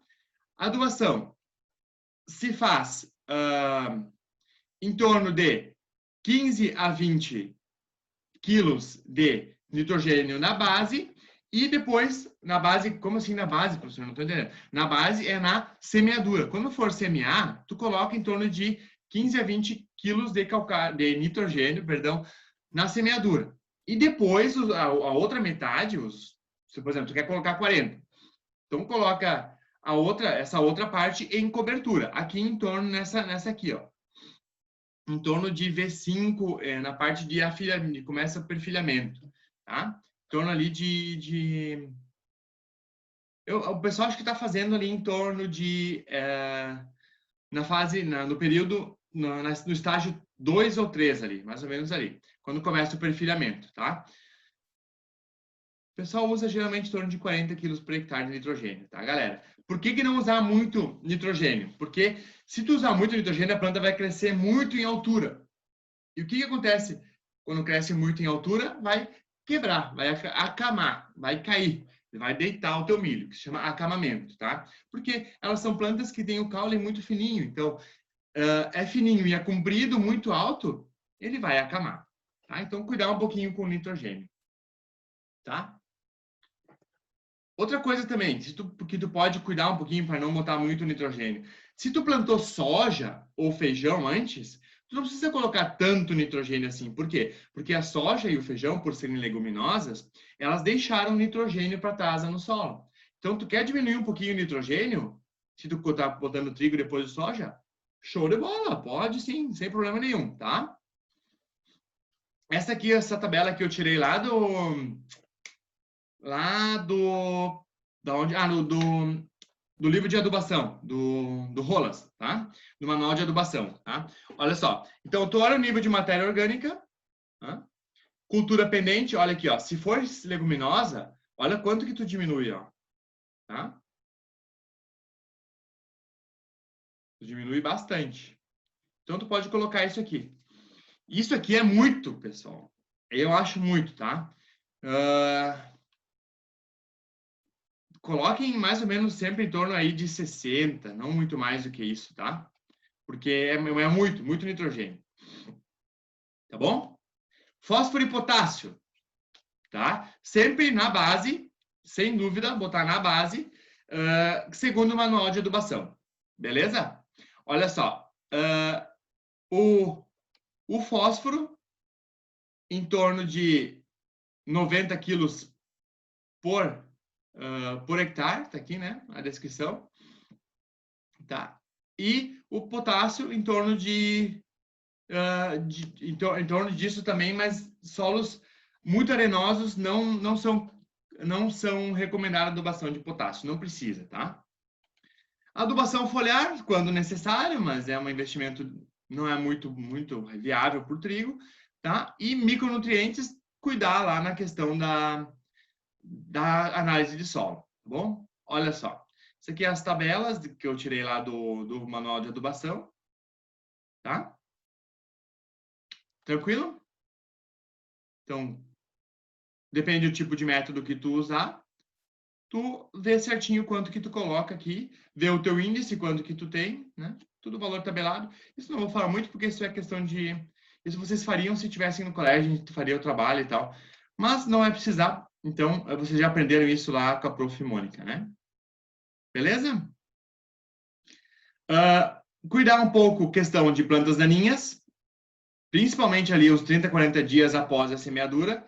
Cuidar, porque senão as tuas plantas daninhas vão tomar conta da tua área e tu não vai nem conseguir, as plantas nem vão conseguir produzir, não vão conseguir germinar, né? Então, sempre, como eu disse antes, questão de semear, vai semear, semeia sempre no limpo, tá? Então, cuidar sempre plantas daninhas, ok? Cuidar, que nem eu já falei, eu vou falar de novo, quando for comprar sementes, cuidar sementes livres de plantas daninhas, sementes, né? Sementes boas, de qualidade. Fazer rotação de cultura, isso também diminui bastante a questão de plantas daninhas. Então, se lembra aquela foto que tem as palhas do milho? Cara, tem um colchão de palha de milho lá. As plantas daninhas têm dificuldade de crescer ali naquele ambiente, de germinar, de produzir. Então, cara, rotação de cultura é o que nós temos de mais útil, de uma ferramenta assim fantástica que a gente usa na nossa que a gente usa no nosso dia a dia, nas nossas lavouras, é rotação de cultura. Sempre rotação de cultura. A gente vai falar na próxima aula não, daqui 2 aulas a gente vai falar sobre rotação de cultura mais detalhado e vocês vão ver como é legal, cara. Rotação de cultura é muito show. E o teu solo agradece, tá? E também cuidar a questão de controle de plantas daninhas entre safra, tá? Por exemplo, eu plantei feijão, beleza, plantei feijão cedo, e daí eu colhi ali deixa eu ver, janeiro eu já colhi o feijão. Aí tu vai ficar de janeiro até junho, aquela lavoura assim, sem nada, vazia. Só que eu não controlei as plantas daninhas, galera. Simplesmente peguei, deixei lá, e daí deixei sementar, aí a buva sementou, cresceu um monte de inso e fez semente. Cuida, pode deixar ela crescer um pouquinho para fazer massa, dá, mas faz o controle, não deixa chegar as plantas daninhas a um porte grande, porque as plantas daninhas, quando elas estão muito grandes, elas são muito resistentes. Então, quando que se faz o controle? Se faz quando as plantas estão pequenas, tá bom? Métodos de controle. Métodos culturais. O que é métodos culturais de controle de plantas daninhas? O que é isso? É quando se faz a rotação de cultura. Quando se tem plantas com alelopatia, né? Por exemplo, colocar uma crotalária lá que dá uma segurada em algumas plantas. Plantas que fazem muita cobertura de solo, como por exemplo um milheto, fazem muita cobertura, ou feijão de porco, faz muita cobertura. Então, são controles culturais. Controles físicos é tu lavrar, tu arar, né? Isso pouco se faz hoje em dia. E controles químicos é tu usar produtos químicos para combater as plantas daninhas, tá? Olha só, essas aqui são as principais plantas daninhas da cultura do trigo e dos outros cereais também, tá? Lolium multiflorum. Lembram desse nome aqui? Quem é esse Lolium multiflorum aqui, galera? O Lolium multiflorum é o azevém. Bah, galera. Essa aí é a principal dor de cabeça nós aqui para o trigo, tá? Porque tem poucos seletivos que pegam o trigo e que não pegam o trigo e pegam o azevém. Então, tá? Avena estrigosa, que é a aveia. A aveia também, o que acontece? O que acontece? O pessoal geralmente eles plantam azevém e aveia para fazer pastagem, né? Então eles plantam naquela área e daí no outro ano eles resolvem plantar trigo. Bah! Daí é bucha. Porque aí tu tem um problemão com essas duas plantas, tá? Então, a avena estrigosa, que é a aveia preta. Então, essas duas plantas são os principais problemas no trigo.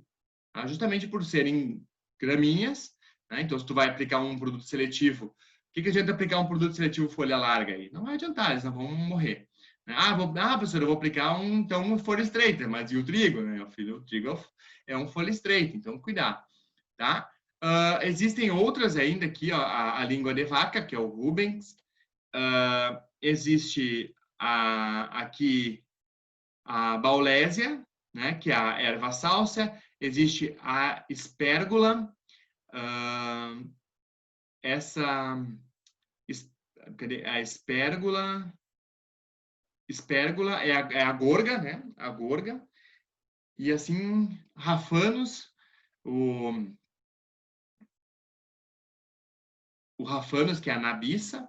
Tá? Existem vários outros. Existe ainda o picão, que não está aqui, o picão preto, que é o Bilis pilosa, o silene índica. Aqui embaixo tem os nomes comuns, tá, pessoal? Ó, se alguém não saber o nome científico aqui, pode pegar o nome comum, que é tranquilo. Às vezes é que eu estou tentando identificar, às vezes, pela foto, mas está muito ruim a foto, tá? O problema é aquela corda de viola também, às vezes é um problema, então cuidar um pouquinho, tá? Tomada de decisão. Quando que tu... professor, como é que eu sei quando tem que aplicar ou não um produto seletivo para plantas daninhas? Ou seja, né, depois que ele germinou, quando eu sei quando tem que aplicar ou não defensivo? E eu vi que tem plantas daninhas, mas e aí? Se eu aplico ou não aplico? Tem muito ou não tem muito? Galera, quando que é importante cuidar as plantas daninhas? No começo aqui, tá? Bem no comecinho, no primeiro até assim o terceiro estágio, tá? Depois disso, terceiro, quarto estágio, quando ele começar a fechar. Depois disso, não adianta mais muito tu entrar com o trator para fazer a aplicação de produto seletivo. Por quê? Porque o trigo vai acabar fechando a cultura. Então, a fase mais crítica das plantas daninhas é sempre no começo da cultura, tá? Então, vamos sempre cuidar um pouquinho das plantas daninhas aqui. A gente chama de efeito guarda-chuva. Depois que ele tiver com o tempo aqui, já grande, ele vai fechar. Tá? Ele vai fechar, a cultura vai fechar e não vai deixar as plantas daninhas crescerem. Só que acontece, se tu deixar as plantas daninhas virem aqui, o que vai acontecer? O efeito guarda-chuva, quem vai fazer vai ser as plantas daninhas e não o trigo. Tá? Então, o que a gente quer? Que o trigo faça sombra para as plantas daninhas não crescerem. O efeito guarda-chuva tem que ser do trigo e não o contrário. Se tu não cuidar, né, no início da fase de cultivo, as plantas daninhas vão crescer e vão fazer o efeito guarda-chuva para o trigo e não vão deixar o trigo se desenvolver. Então, cuidado um pouquinho, tá bom? Galera, pragas, tá? Principal praga e mais louca é pulgão, sem dúvida nenhuma, tá? O pulgão detona com o trigo, tá? E o que a gente tem aí para nos ajudar é essa joaninha, olha só que legal. A joaninha ajuda para a questão de pulgão. Então, fazer o controle, monitoramento de pragas para a questão de pulgão. Tá? Olha que legal, ó. Vocês sabem que a joaninha é um predador do pulgão, ela come pulgão, tanto na fase adulta quanto na fase larval. Olha aqui ela comendo pulgão, ó. Tá vendo? Ó? E come mesmo, ela devora pra caramba. Olha só, depende do tipo, depende do tipo de predador. Ai, meu Deus, tá. Ó, depende do tipo de predador, ele chega a comer até 43 pulgões por dia, né? Então é muita coisa. Então, tiver várias, elas comem bastante. Olha essa aqui, galera. Essa aqui é uma foto que eu tirei lá no Uruguai, na lavoura de trigo. Olha essa aqui é uma larva de joaninha. Ah, que feia, né? Olha, ela é tão bonitinha aqui na fase. Ai, meu Deus. Ela é tão bonitinha aqui, né? A joaninha na fase adulta, mas olha como ela é feia na fase larval dela. É uma larva, né? Não, é estranho porque ela tem, parece ter já é uma adulta, mas não, ela é uma larva. Ela ainda está na fase, ela vai ter que passar pela fase de pupa para se tornar um adulto. Tá? Olha só ela comendo o pulgão aqui, ó. Tá atracada no almoço dela aqui, tá? E por que ela tem essas patas compridas aqui? Justamente porque ela vai atrás dos pulgão. Ela vai, consome muito, detona com os pulgão, tá? Outros problemas são as lagartas, né? A lagarta do trigo, que é a Pseudoletia, e as Spodoptera frugiperda, né? Que é a mesma do trigo, que é a mesma do milho, tá? Coroa das pastagens, o vira-bosta, que a gente chama, né? Ele prejudica um pouco a questão de, de comer as raízes, né? Então, alguns deles prejudicam bastante, tá? O coró das pastagens. Prejudica quando? Claro, né? Na fase larval dele, na fase adulta, não. Doenças, tá? A fusariose, a doença de espiga, ela é a giberela, né? Então, ela causa bastante problema mesmo. E a mancha marrom, são doenças que tem que estar sempre cuidando, tá? Além disso, o carvão, que deixa essa espiga assim, ó, toda preta, de carvão, olha só, fica preta. E essa espiga é totalmente inutilizada, né? A ferrugem, né? A ferrugem, acho que todo que tipo de cultura é uma praga, né? Então, ferrugem também cuidar bastante. Brusone, dá essas manchas púrpuras, assim, essas manchas mais pigmentadas, tá? E a cárie que dá no fruto. Ele fica um fruto manchado, tá? O mal do pé é um problema de todas as nossas plantas, nossos cereais, tá bom? É um problema, nossa, que horror, né? É um problema em todas as nossas plantas, né? É a questão do mal do pé, tá? O que é o mal do pé? Ele lá no início, lá ele dá um probleminha e ele tomba o pé inteiro, tá? Mal do pé.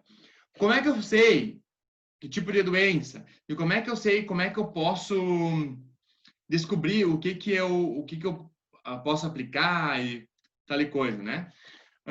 Para saber que tipo de doença tem. Tem esse site aqui, pessoal, que eu gosto muito, muito mesmo, tá?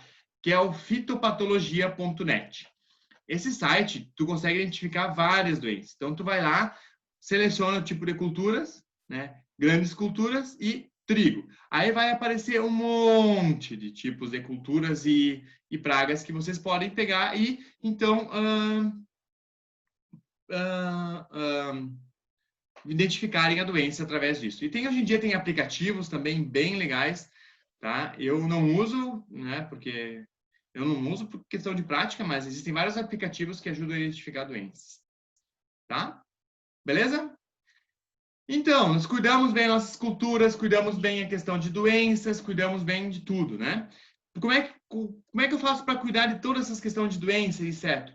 Só uma coisa, tá dentro da lavoura.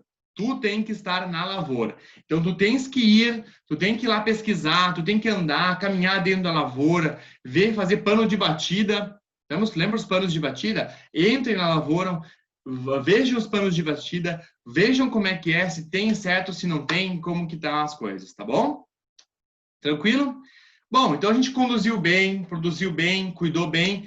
Aí a gente vai ter que saber quando que é a fase de colheita, né, pessoal? Que colher é bom também, não só plantar, né? Colher é o mais importante, na verdade. Então, maturidade fisiológica. O que é maturidade fisiológica? Quando a planta para de crescer, né? E começa a encher grãos e começa a se terminar o ciclo dela, tá? O que o pessoal faz? O problema, o milho tem um problema o milho não, perdão, o trigo tem um problema que ele amadurece de maneira desuniforme. Por quê? Porque ele tem os afilhos, lembra? Os afilhos, os perfilhos, eles crescem depois. E como eles crescem depois, eles produzem depois. Se eles produzem depois, a maturidade fisiológica daqueles trigos, eles vêm depois, tá? Então, se eles vêm depois, o que vai acontecer? Ele vai ficar maduro mais tarde. Então, o que o pessoal faz? Antes do trigo antes da época que tu quer colher, aplica glifosato. O que faz? O que acontece quando tu faz glifosato? Aplica glifosato. Todas as plantas morrem, todas as plantas secam. Então fica mais fácil de colher, tá? Olha só, interessante, ó. Questão da maturidade fisiológica. Quando o grão tá cheio, tá? E quando começa a aparecer esse pontinho aqui, ó, que é a parte do germe, começa a ficar escuro. Quando ele começa a ficar escuro, é a maturidade fisiológica dela, tá? Beleza? O que é o ideal? Assim, o ideal, mega power, pica da galáxia, né, como diz o outro, é quando a semente está com 13% de umidade, tá? Só que isso é difícil, pessoal, tu conseguir colher exatamente com 13% de umidade. Então tem que estar sempre lá, vendo, pega o grão, morde, né? Vê como é que tá, se ele tá ficando durinho, né? Vê como é que tá, vê aquele pontinho. E detalhe, galera, quanto mais tempo tu demorar para colher, quanto mais tempo ele ficar na lavoura, mais prejuízos tu vai ter no grão. Prejuízos por quê? Porque não é só a gente que gosta de comer trigo. Ratos também gostam, os passarinhos adoram, tá? Acontece de acamamento, olha aqui, ó. Poxa, a planta já está morta, ela está seca. Se vem um vento forte, uma chuva forte, vai acontecer o quê? Vai acamar. Oi, querido, tá vendo aqui, ó? Como é que tu vai fazer para colher isso aqui, galera? Ah, complicou, né? Então, cuidem. Quando tiver na maturidade fisiológica, tentem colher o mais rápido possível, tá bom? Porque além disso tem debulha, pode debulhar no pé, pode germinar na espiga, pode diminuir o peso do hectolitro, por quê? Porque algumas bactérias podem entrar e podem consumir aquele amido, então pode acontecer várias coisas, tá? Pode apodrecer o grão, caso a gente chama, quando o grão apodrece, a campa chama de grãos ardidos, tá? Olha aqui, ó, essa aqui é uma foto que eu tirei na Alemanha. Olha só, essa aqui tá praticamente num ponto show para colher, tá? Ah, professor, mas não tá seco ainda. Olha aqui, ó. O pé ainda tá verde, ou tá meio, não tá bem verde, mas ele ainda não tá seco totalmente. Galera, não esperem ficar o pé todo seco. O importante é que a espiga já esteja seca, a semente já esteja seca, tá? Tranquilo? Olha só. Olha só. Isso aqui era um grão bom, tá? E ele foi deixado muito tempo no campo. Olha aqui, ó. Ele começou a secar, secar até que entrou um fungo. Ó. O que acontece quando isso acontece? Diminui o peso do grão, né? Então, olha só. Olha que interessante aqui, ó. Um grão bem saudável, bem cheinho, e ele começa a perder propriedades, ó. Tá vendo? Ele fica um grão mais enxuto, menorzinho, ó. São algumas, e aqui, na verdade, aqui são algumas variedades, tá? E o que é o peso hectolitro? Hectolitro é uma unidade de volume, tá? Hectolitro. Então, aqui dentro tem um volume de 1 hectolitro, tá? Aqui cabe, então, 1 hectolitro de semente de trigo. Então, o que eles fazem? Eles colocam como se fosse colocar 1 litro, entendeu? É só que é hectolitro em vez de ser 1 litro. Então, tu coloca o trigo aqui dentro, fecha e pesa isso aqui. Isso é uma medida muito utilizada para a questão de qualidade. Tá? Quanto menor o peso hectolitro, pior a qualidade da semente. Ou seja, sementes desse tipo aqui, ó, elas têm volume, mas não têm peso. Ou seja, elas têm volume, mas não têm amido. Então, elas não têm farinha. Então, quanto maior o peso hectolitro, melhor é o milho. melhor é o trigo, perdão. Ah, tô com milho na cabeça. Melhor é o trigo. Então, quanto maior o peso hectolitro, melhor a qualidade do trigo. Por quê? Porque tem mais amido nele. Tem mais materiais sólidos, tem mais materiais pesados, tá? Isso é feito em laboratório, ó. Então, aqui cabe um hectolitro aqui dentro, e eles colocam e depois fazem a pesagem. Bom? Isso uma medida de qualidade. Então, peso hectolitro, tá? Peso hectolitro a gente chama de pH. Então, só que a diferença é o quê? É pH tudo maiúsculo, ó. pH tudo maiúsculo. Não é que nem o pH no solo. O pH do solo é potencial de hidrogênio, né? E esse aqui é um pH, é peso hectolitro. Então vocês vão falar, quanto é que deu o pH do teu milho? Do teu trigo, meu Deus, eu tô com esse milho na cabeça. Ai, variedade. Quanto é que deu o pH do teu trigo? Daí o pessoal vai dizer assim: eu botei calcário, isso deu baixinho. Não, cuidado, pessoal. Tá? Quando fala em pH de cereais, geralmente ele está falando ao peso hectolitro. Tá?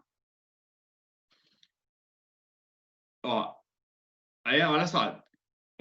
Tipos de trigo segundo a instrução normativa, tá? Vamos ver. Tipo 1, tipo 2 e tipo 3. Lembram que vocês já viram quando vocês compram feijão, quando vocês compram pipoca, tem a classificação no pacotinho lá, feijão tipo 1, feijão tipo 2, feijão tipo 3. Existe para trigo isso também. Então, é trigo tipo 1, trigo tipo 2. Então, o trigo tipo 1, ele é melhor para farinha. Olha o peso hectolitro. O peso hectolitro do trigo tipo 1 é 78 quilos para 1 hectolitro. Então, em 1 hectolitro cabem 71 quilos, tá? Sempre igual para todas, né? Matérias estranhas e impurezas, não pode ter pouquinha impureza, né, em porcentagem. Isso aqui é 78% de hectolitro. Esse aqui é até peso aceitável, tá? É porcentagem, perdão, não me liguei. Grãos danificados, ó, tem bem pouquinhos grãos danificados. E quanto pior é o grão, a qualidade do grão, tipo 3, ele vai se classificar com outros critérios, né? Então, um tipo 3 é um grão, vai pegar um feijão tipo 3, feijão de má qualidade, o trigo também. Trigo tipo 3 é de má qualidade, tá?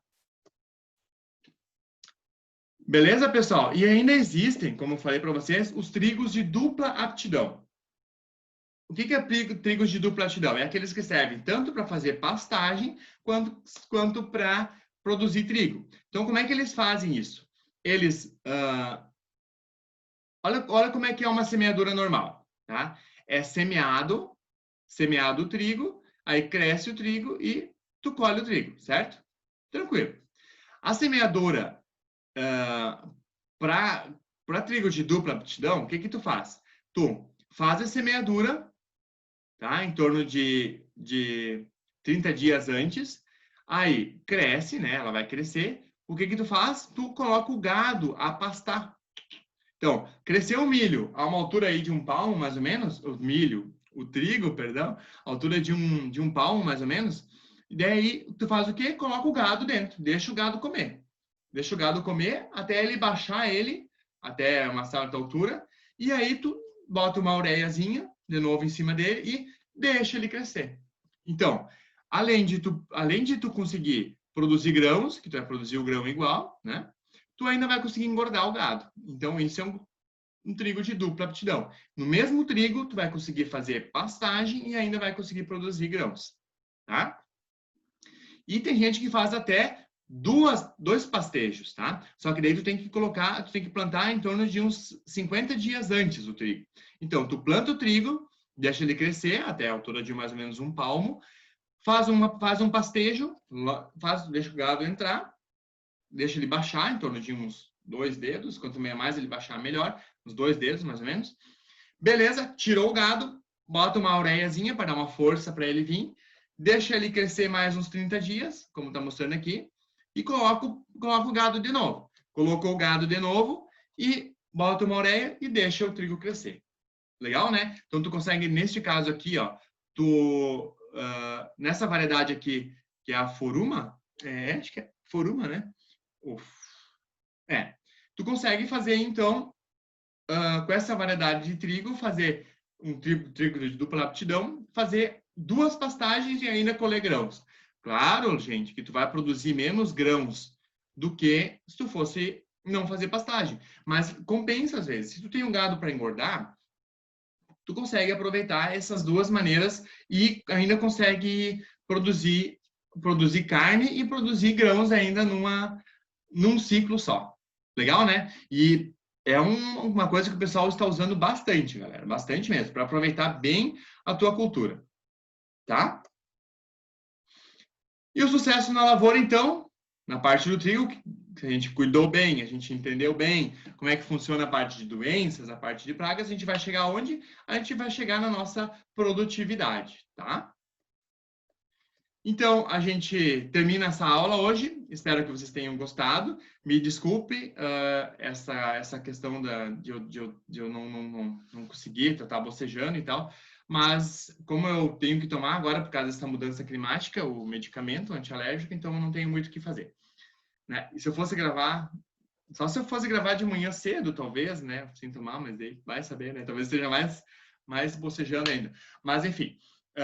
Galera, valeu então por essa aula. A gente vai falar na próxima aula mais sobre culturas, sobre cereais de inverno, tá? E sobre canola também. Então a gente vai falar sobre cereais de inverno e canola. E então a gente vai comentando mais. Essa aula foi um pouco mais detalhada, um pouco mais extensa, porque a gente falou especificamente sobre vários detalhezinhos. Como se aprende bem tudo sobre trigo? É cultivando trigo, é trabalhando com trigo, tá? Eu não tenho a pretensão na nossa disciplina de culturas anuais, e nenhum professor tem, que vocês sejam expert em trigo. Eu falei, a aula foi cumprida, mas eu falei pouquinha coisa sobre cada. Vejam que eu só pincelei. Existe muito mais coisas para falar sobre o trigo? Sim, existem muito mais coisas. Mas isso a gente vai, para quem quiser estudar mais, a gente vai estudando aos poucos, tá? Porque senão também a gente vai falar uma disciplina, a gente poderia falar uma disciplina inteira só sobre trigo, se fosse falar as peculiaridades, mas não é o nosso caso, tá? Então a gente vai sempre conversar nessa disciplina sobre praticamente todos os tipos de culturas que a gente conhece, então pense, vai ser muitas culturas e a gente vai conversando e vai vendo e sempre, pessoal, sempre que vocês tiverem dúvidas sobre qualquer coisa, eu sempre quando preparo as aulas, eu tento pensar num geralzão. Eu nunca, só que eu sei que às vezes tem pessoas que têm dúvidas específicas. E se eu não responder alguma dessas dúvidas, vocês, por favor, entrem em contato comigo que a gente vai resolver tranquilo, vai resolver sempre o problema bem de vocês, tá? Façam um caderno. Nossa disciplina de culturas anuais não vai ter polígrafo. Ah, professor, mas toda disciplina tua tem polígrafo. Oh, oh. Sim, toda minha disciplina tem polígrafo, tá?